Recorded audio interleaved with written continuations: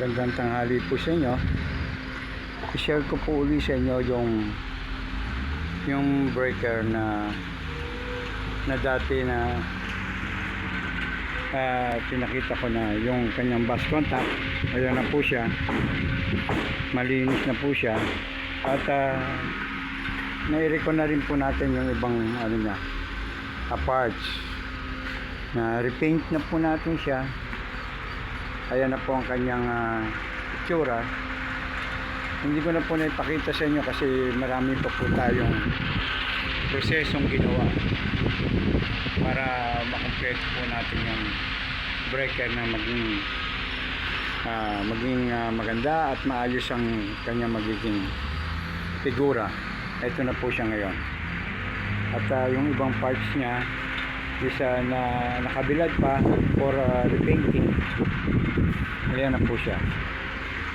Okay na po yung ating breaker. And then after maiayos po natin yung kanyang R-tooth para po dito,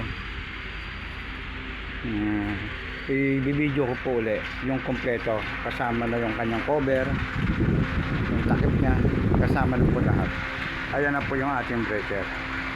Ayan na po yung kanyang picture, yung kanyang itsura. Salamat po.